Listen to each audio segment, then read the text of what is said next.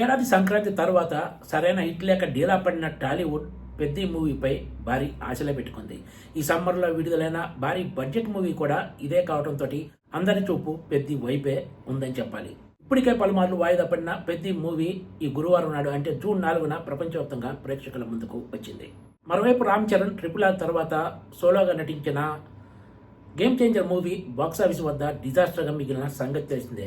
దీంతో పెద్ద movie hit Ram Charan కూడా ఎంతో కీలకమని చెప్పాలి. ఇక సినిమా స్టోరీ విషయానికి వస్తే విజయనగరం జిల్లాలో ఏమాత్రం గుర్తింపు లేని కొండ కింద ఉన్న ఒక గ్రామానికి స్పోర్ట్స్కి దర్శకుడు బుచ్చిబాబు లింక్ పెట్టి కథ నడిపించిన విధానం ఆకట్టుకుందనే చెప్పాలి.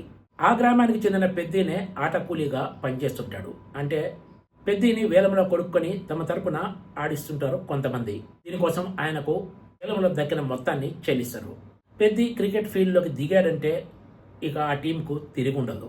క్రికెట్ ప్లేయర్గా ఉన్న పెద్ది సడన్గా కుస్తీ పోటీల వైపు ఎందుకు మళ్లాల్సి వచ్చింది, తన ఆట ద్వారా కొండ కింది గ్రామానికి తనకు ఎలాంటి గుర్తింపు సాధించాడన్నదే ఈ మూవీ కథ.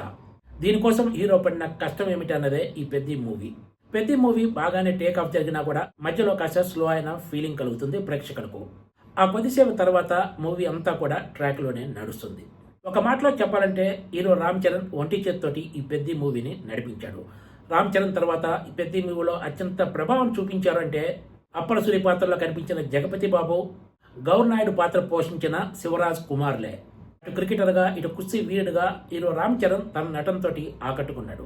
ఈ స్పోర్ట్స్ డ్రామాకు అత్యంత బలం చేకూర్చిందంటే ఏఆర్ రెహమాన్ అందించిన బ్యాక్గ్రౌండ్ మ్యూజిక్ అనే చెప్పొచ్చు. ఈ మూవీ పాటలు ఇప్పటికే సూపర్ హిట్ అయిన సంగతి తెలిసిందే. వెండి తెరపై కూడా ప్రేక్షకులను బాగానే ఆకట్టుకున్నాయి. ముఖ్యంగా పాటలన్నింటిలో కూడా హీరో రామ్ చరణ్ తన డాన్స్ తోటి ప్రేక్షకులను ఫుల్ గా ఎంటర్టైన్ చేశాడు. జాన్వీ కపూర్ కు ఈ మూవీలో కూడా పెద్దగా నటించే స్కోప్ రాలేదనే చెప్పొచ్చు. ఉన్నంతసేపు ఎక్కువ గ్లామర్ షోతోనే సాగింది.